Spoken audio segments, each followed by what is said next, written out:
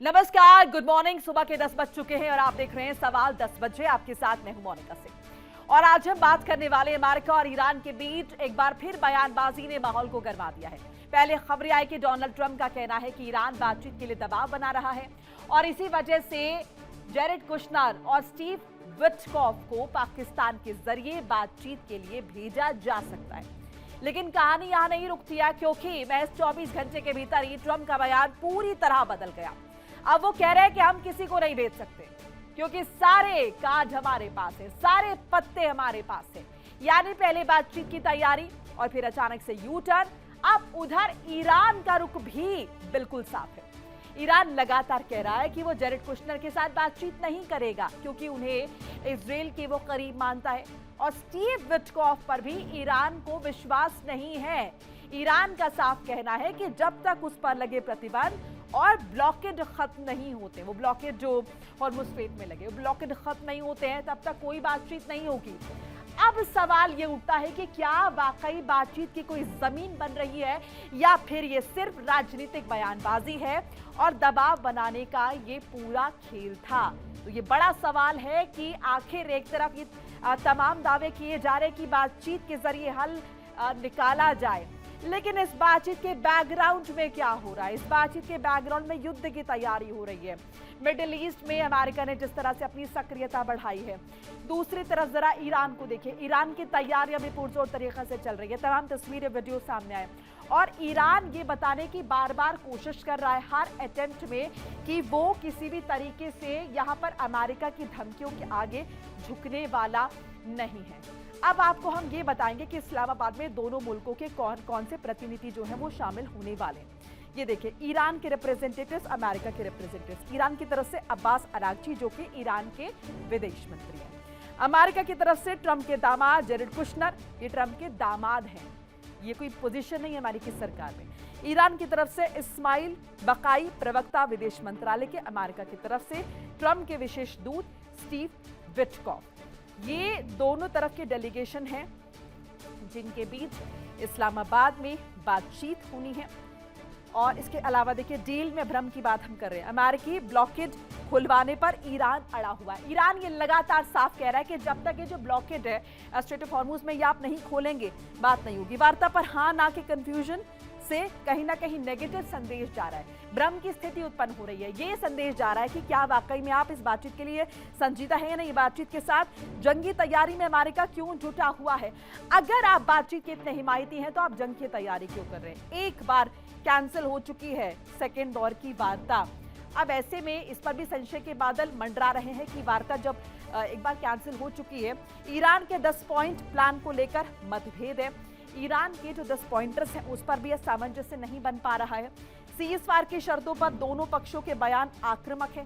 Ceasefire हुआ, extend हुआ है, बढ़ा है, लेकिन किस तरह के स्टेटमेंट्स? अब बड़ी बात देखिए, एटमी डील होने तक ब्लॉकेड रखेंगे ट्रंप। ये ट्रंप की तरफ से कहा गया। वार्ता को लेकर यूएस ईरान की प्रेशर टेक्टिक्स, दोनों कम कोई नहीं है, लगातार एक दूसरे पर साइकोलॉजिकल प्रेशर बना रहे हैं। अमेरिकी ब्लॉकेट खुलवाने पर अड़ा हुआ है ईरान। अब देखिए, नाकाबंदी से ईरान परेशान कैसे हो रहा है, कैसे अमेरिका उसकी कमर तोड़ रहा है। ईरान से तेल निर्यात लगभग ठप हो चुका है।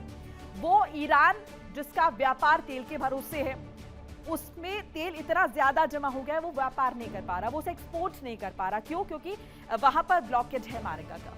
ईरान में तेल जमा हो रहा है, रखने की जगह नहीं है, ये हालत हो गई है।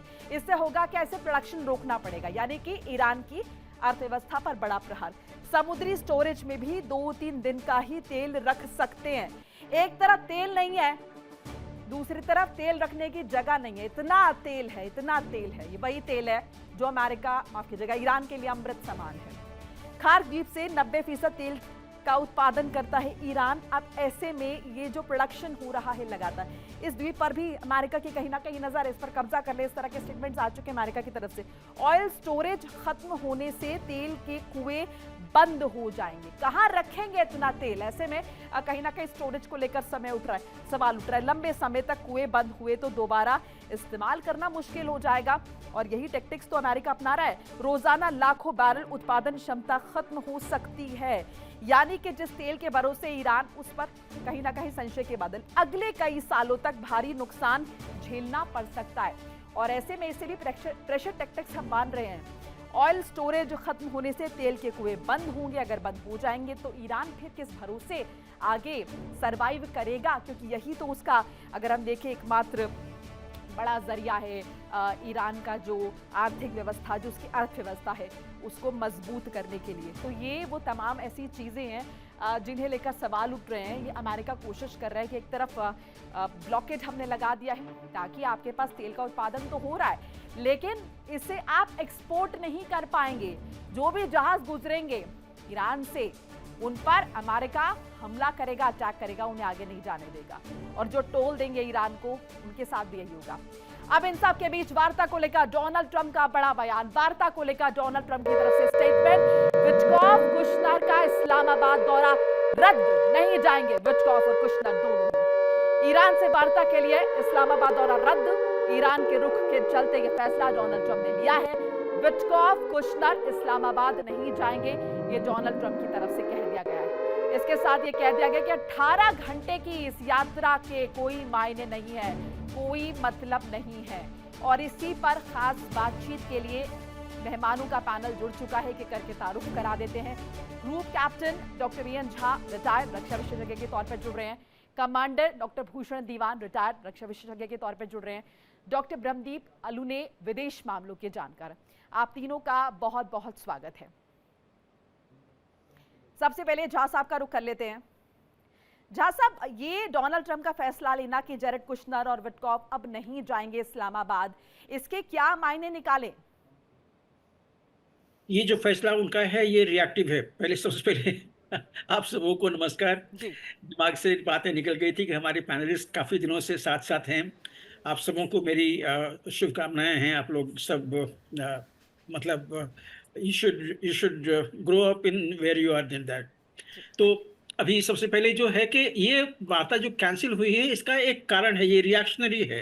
ईरान से कोई बात करने के तैयार नहीं था। राची आए थे वो बायलैटरल टॉक्स के लिए, पहले उनका यहाँ पे था, अब यहाँ से वो कहीं और गए हुए हैं।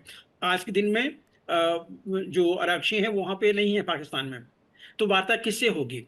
अब दूसरी चीज जो थी, परसों तरसों जो हम लोग बात कर रहे थे कि ये इनडायरेक्ट बात होगी और डायरेक्ट बात तो नहीं होगी।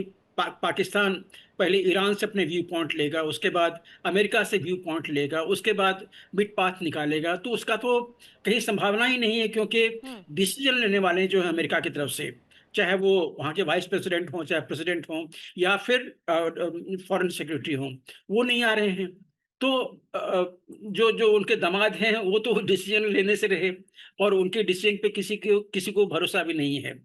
उनका डिसीजन होल्ड भी नहीं करेगा। तो इसलिए अभी फिलहाल डिसीजन लेने का या बातचीत होने का कोई मतलब नहीं था, क्योंकि बातचीत करने वाले दो पार्टी जो हैं वो नहीं मिल पा रहे हैं। दूसरी चीज, अगर अमेरिका अगर अगर बड़ा सीरियस हो बातचीत करने के लिए जी, तो जरूर वार्ता हो सकती है। आज के दिन में दोनों पार्टी में से कोई भी सीरियस नहीं दिखाई दे रहा है, ना अमेरिका ना ईरान। ईरान भी अपने टर्म्स एंड कंडीशंस बदल रहा है, और अमेरिका तो हर घंटे में वो अपना टर्म्स एंड कंडीशन बता रहा है। अमेरिका चाहता क्या है ये वो बता नहीं आ रहा। हमारे साथ एक और खास मेहमान जुड़े हैं, जहां साहब मैं आपके पास लौटूंगी। डॉक्टर स्वतंत्र कुमार हैं, भू राजनीतिक विशेषज्ञ। आपका भी स्वागत है कुमार साहब। आपके पास भी लौटूंगी मैं। जहाँ साहब, एक बार डॉक्टर भूषण दीवान का भी रुख करें। डॉक्टर भूषण दीवान, ये जो दो नाम हैं अमेरिकी डेलीगेशन में, इन नामों पर निश्चित तौर पर हम सभी को हैरत हुई है, और ईरान भी कन्विंस्ड नहीं है कि ये लोग बातचीत के लिए अगर आएंगे तो ईरान बातचीत नहीं करेगा, क्योंकि उनको पता है ऑफिशियल डेलीगेशन भी नहीं है, और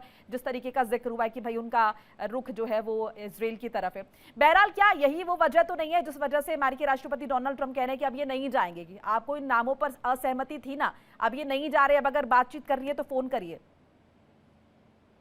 धन्यवाद मोनिका जी। एक्चुअली तो जो पहले भी वार्ता हुई है, ये विटकॉफ और कुशनर तो उसमें इन्वॉल्व थे ना। हालांकि उस वार्ता में ईरान को धोखा नजर आया, क्योंकि वो बात हो रही थी और 28 फरवरी को एकदम यकायक वार्ता के बीच दरमियान अटैक कर दिया अमेरिका ने। वो ठीक है, पर कई बार ये होता है, ये तो परिवार के सदस्य एक किस्म से हैं, एक तो सन इन लॉ है, दूसरे बहुत क्लोज कॉन्फिडेंट हैं ट्रंप के। तो डेलीगेशन बहुत बड़ी होती है, 10-12 लोग भी आते हैं, 20-30 लोग भी आते हैं। तो ये तो कई बार क्या होता है, मुनीम की वैल्यू ज्यादा होती है, जो ऑफिशियल पोजीशन होती है वो उससे ज्यादा मुनीम की वैल्यू कई बार होती है। ये रिलेशन में है, मुनीम है, जो भी है। तो वजह वो नहीं है कैंसिल होने की।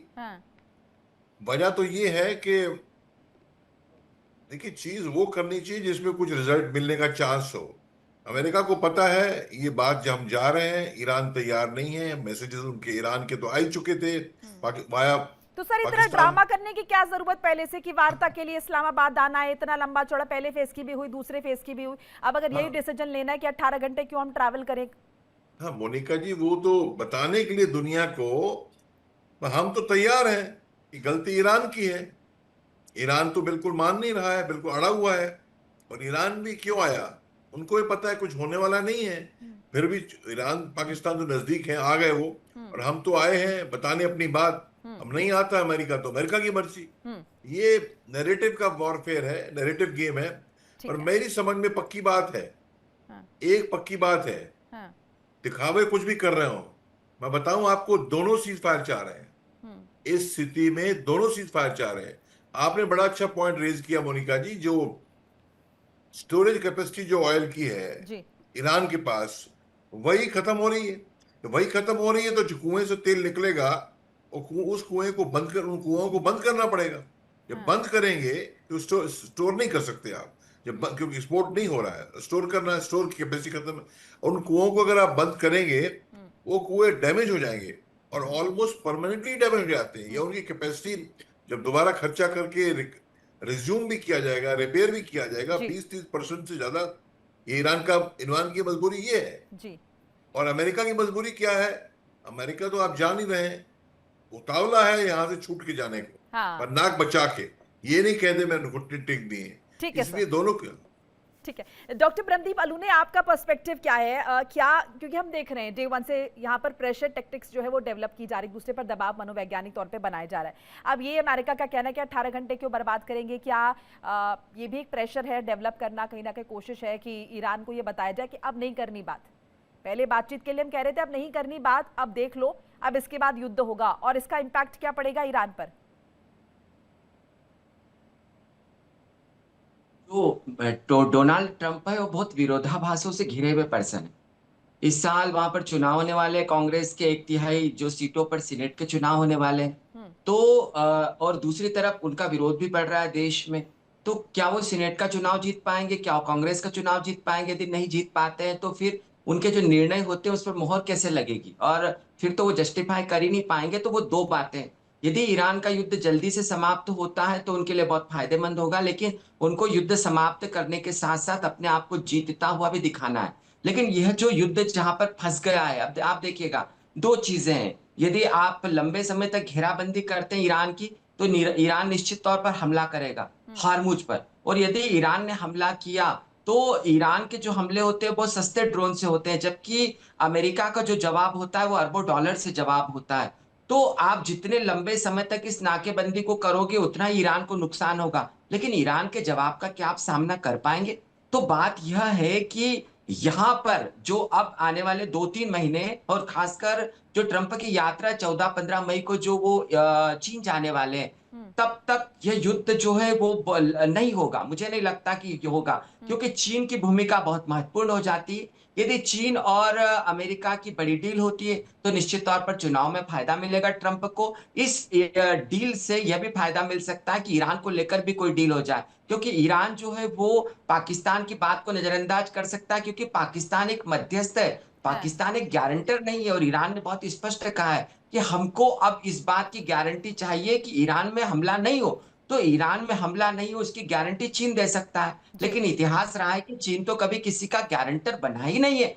तो यहाँ पर चीजें इतनी उलझ गई है मोनिका जी, जिसके बारे में यह अंदाजा नहीं लगाया जा सकता कि क्या होगा। लेकिन इन सबके बीच ट्रंप बुरी तरीके से घिरे हुए, उनको अपने देश में जवाब देना है, उनको रिपब्लिकन पार्टी को चुनाव भी जितवाना है, उनको ईरान को खामोश भी करना है, ईरान में जीतता हुआ भी दिखाना है। तो इन सब चीजों से एक और चीज यहाँ पे समझने की ये भी है, डॉक्टर कुमार से समझने की, डॉक्टर कुमार, एक तरफ तैयारियां भी तो चल रही है ना, आप तैयारी भी तो युद्ध की कर रहे हैं, आप एक तरफ शांति वार्ता की बात कर रहे हैं और बैकड्रॉप में आप ऐसे तैयारी कर रहे हैं कि आप जंग कल ही शुरू कर देंगे।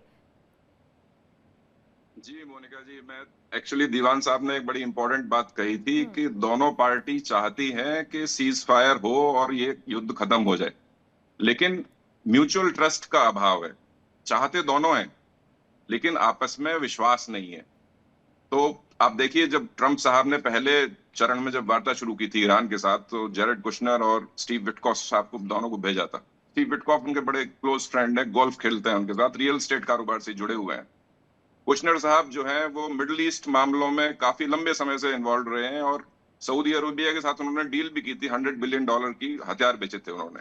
तो दोनों का काफी क्लोज इन्वॉल्वमेंट है मिडिल ईस्ट में, इसीलिए वो उन्हें आगे रखते हैं। बट जैसा आप कह रही हैं, ये ऐसा लगता है कि फैमिली को ही आगे कर दिया। राइट। अगर प्रतिनिधि मंडल में ज्यादा लोग हों तो वो उसकी विश्वसनीयता बढ़ती है। प्रॉब्लम क्या है कि यहाँ पे ट्रस्ट नहीं हासिल कर पा रहे वो ईरान का। जब भी वो वार्ता शुरू करते हैं तो उसमें ट्रस्ट का नितांत अभाव है।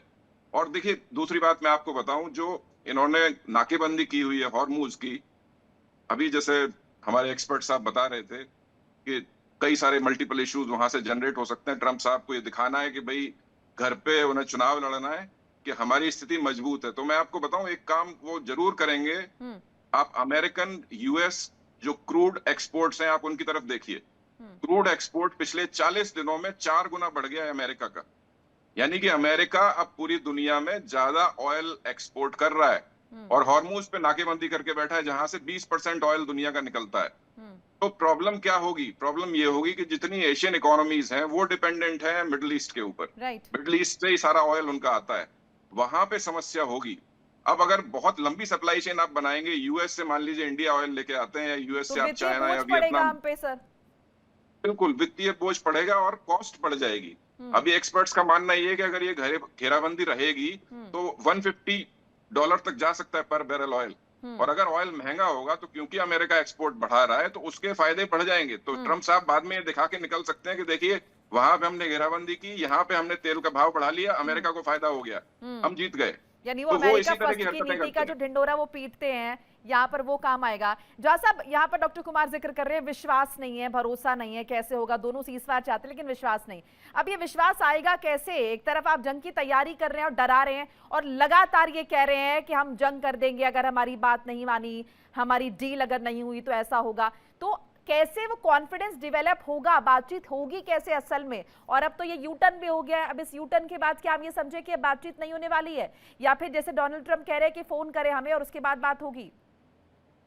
मोनिका जी, ये तो इम्पॉसिबल है कि उनको फोन करेंगे कि हम बातचीत करना चाहते हैं, ये कभी नहीं होगा। देखिए, ईरान भी जानता है कि जब तक अमेरिका यहाँ पे उलझा हुआ है, वो भी बहुत बड़ा कॉस्ट उसका पे कर रहा है। जितनी बड़ी उसकी फ्लीट वहाँ पे डिप्लॉयड है आज के दिन में, समुद्र में जो डिप्लॉयड है, उसकी भी एक लिमिटेड लाइफ होती है। मतलब आपको जितने सारे फोर्सेस वहाँ पे डिप्लॉयड हैं, उसका राशन पानी, मेंटेनेंस, सर्विसिंग, सारी चीज़ें चाहिए होती है। तो ये जो कॉस्ट है, ये जो कंस्ट्रेंट है, ये अमेरिका के ऊपर पड़ रहा है। आपने पूछा कि विश्वास कैसे पैदा हो। देखिए मोनिका जी, इसके लिए जरूरत है कि दोनों पार्टी के साथ में एक ऐसा और पार्टी जुड़े जिसका कि भरोसा दोनों को हो। जैसे अगर ईरान के साथ में चाइना जुड़ता है या रशिया जुड़ता है, तो जो विश्वास जो है वो स्वतः पैदा होती है। अब अभी अरागची जी यहाँ से पाकिस्तान से वो दूसरे 2 देश में जा रहे हैं। अब वो दूसरे 2 देश जो हैं, उनको उनको उन देशों को अमेरिका के ऊपर में विश्वास है, और अमेरिका का भी उन देशों के ऊपर में विश्वास है। तो ये एक रास्ता है कि विश्वास कैसे पैदा की जा सकती है इस बातचीत में, उसमें उनको भी इंक्लूड अगर किया जाए तो ये ज्यादा फायदेमंद रहेगा दोनों पार्टी के लिए। ठीक है। और तीसरी चीज, डोनाल्ड ट्रंप को ये अपना जो बयानबाजी है वो बंद करना पड़ेगा। वो एक तरफ तो कहते हैं कि हम बातचीत चाहते हैं, हम निगोशिएशन चाहते हैं, हम ये करना चाहते हैं, और दूसरी तरफ वो कह रहे हैं कि हाँ, हम तो इनको रौन देंगे, अगर ये बातचीत करने के लिए तैयार नहीं है तो हम इनको रौन देंगे, इनको हम खत्म कर देंगे, जेनोसाइड कर देंगे। तो ये ऐसे नहीं चलता है। डोनाल्ड ट्रंप को भी समझना पड़ेगा। और एक चीज याद रखिए, अब देखिए, कल ही डोनाल्ड ट्रंप पे एक अटैक हुआ है, डोनाल्ड ट्रंप के ऊपर में फायरिंग हुई है। जी।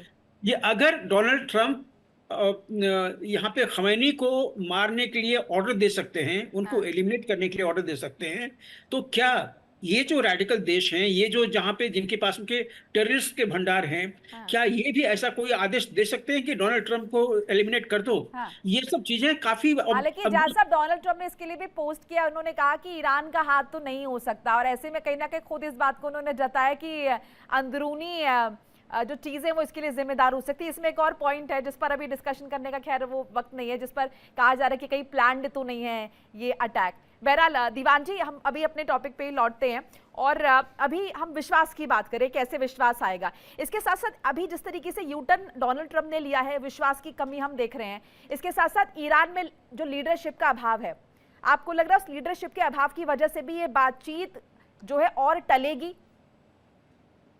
बहुत अच्छा पॉइंट रेज किया मोनिका जी। दुनिया को जाहिर हो रहा है धीरे धीरे, हर घंटे हर दिन के अंदर आईआरजीसी के अंदर पावर स्ट्रगल चल रहा है ईरान के अंदर।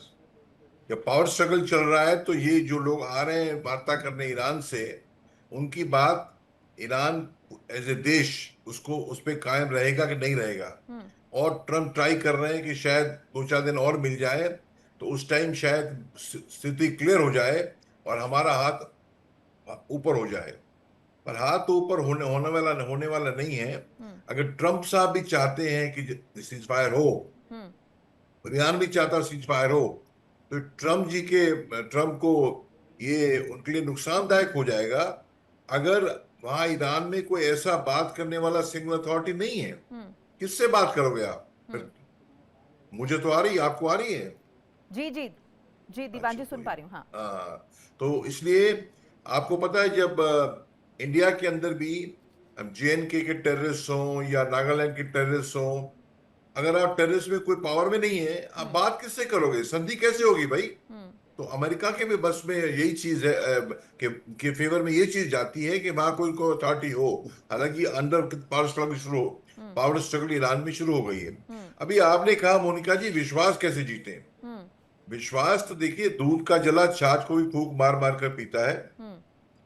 और इसलिए ये जो बयानबाजी से कुछ फायदा तो नहीं हो रहा है, पर फायदा तो नहीं हो रहा बयानबाजी से, पर तैयारी पुरजोर दोनों तरफ कर रहे हैं। हाँ। जब शाइस्ता खां शिवाजी को मिलने आए थे तो शिवाजी भी अपना अंगरख लेके गए थे। उनको पता है शाइस्ता खां अटैक करेगा शिवाजी पे। हाँ। और शिवाजी को भी पता था, ये दोनों को पता था। हाँ। कहते हैं अंग्रेजी में कहावत है, बस खत्म करने वाला हूं, hope for the best, prepare for the best. बिल्कुल, उम्मीद पर दुनिया कायम है और इसी उम्मीद पर देखना होगा ये बातचीत होती रही। डॉक्टर अलूनी, संक्षेप में रखें कि वक्त की थोड़ी सी कमी है। ये जो कहा कि 18 घंटे वेस्ट हम नहीं करेंगे और एक फोन कॉल का इंतजार, फोन कॉल के जरिए ईरान आए और इनिशिएट कर ले, और दूसरी तरफ हम आईआरजीसी को देख रहे हैं। ईरान में जो दो गुट चल रहे हैं, एक तो सॉफ्ट लीडरशिप चल रही है, दूसरा आईआरजीसी तो कभी कबूल नहीं करेगा कि ईरान जो है वो जाकर इनिशिएट करे कि भाई हमसे बात कर लो। मोनिका जी देखिए, फोन तो ट्रंप के पास आने वाला नहीं है, क्योंकि ईरान जो है वो कूटनीतिक तौर पर अभी फायदा उठा रहा है। ये जो अमेरिका पर दबाव पड़ रहा है, और ट्रंप लगातार गलती कर रहे हैं क्योंकि वो अब अपने जो दोस्त देश है उन पर दबाव बना रहे हैं। तो ईरान के लिए यह बहुत जटिल समय है, लेकिन बहुत फायदेमंद समय भी है। यहाँ पर सबसे ज्यादा जो किरकिरी होने वाली है वो पाकिस्तान की होने वाली है, क्योंकि पाकिस्तान ने मध्यस्थता के नाम पर दुनिया में खूब प्रचारित किया, लेकिन वो एक नाकाम मध्यस्थ साबित हुआ। न तो वो अमेरिका को समझा पाया, न ईरान को समझा पाया। और जब आप ऐसे मध्यस्थ होते हो, जो दो दुश्मनों को आप समझा ही नहीं पाते, और पहली वार्ता के बाद दूसरी वार्ता रद्द हो जाती, तो समझ लीजिए इससे बड़ी कोई नाकामी हो नहीं सकती। तो अब ट्रंप को फोन का इंतजार करना पड़ेगा, लेकिन ट्रंप अभी हमला करने वाले नहीं है। और ट्रंप इस बात को समझ गए कि न तो उनके पास हथियार है जीतने के लिए, न ही ईरान में अब कोई। लेकिन डॉक्टर अलूनी, कहीं ना कहीं जिस तरीके से स्टोरेज की कमी हो रही है, आर्थिक तौर पर ईरान को तोड़ा जा रहा है, इसका भी कुछ इंपैक्ट नहीं पड़ेगा? डॉक्टर कुमार, संक्षेप में रखिएगा, 20 सेकंड्स, वक्त बहुत कम है मेरे पास। देखिए, बिल्कुल ईरान को जो तोड़ने की कोशिश की जा रही है, वो मुझे लगता है पहली बार डोनाल्ड ट्रंप साहब सक्सेसफुल हो रहे हैं उसमें। सक्सेसफुल इसलिए हो रहे हैं, देखिए, क्योंकि ईरान एक बहुत बड़ा शैडो फ्लीट ऑपरेट करता है। ट्रंप साहब ने आदेश दिए हैं कि शैडो फ्लीट को भी हम डिसमेंटल करेंगे, आइडेंटिफाई करेंगे। उस शैडो फ्लीट से सालाना $30 बिलियन का क्रूड ऑयल वो एक्सपोर्ट करते हैं। मेजर बायर चाइना, 70% वो बाई करते हैं। तो वो कहीं ना कहीं ब्लॉक हो जाएगा, तो ईरान को बहुत बड़ी दिक्कत आने वाली है आर्थिक, अगर इकोनॉमिक की बात करें आप तो।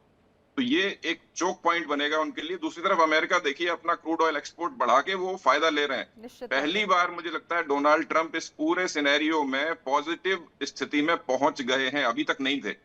अगर वो इसको स्टैंड ऑफ को जारी रखेंगे लंबे समय, तब भी वो हो सकता है एक पॉजिटिव चीज यहाँ से लेके चले जाए, क्योंकि उनकी इकोनॉमी को तो फायदा हो रहा है, ईरान की इकोनॉमी डिसमेंटल हो रही है। एशियन कंट्रीज के लिए कहीं ना कहीं मुश्किल है सर, और जैसे कि यहाँ पर दीवान साहब ने जिक्र किया उम्मीद पे दुनिया कायम है, अभी वो उम्मीद बनी हुई है।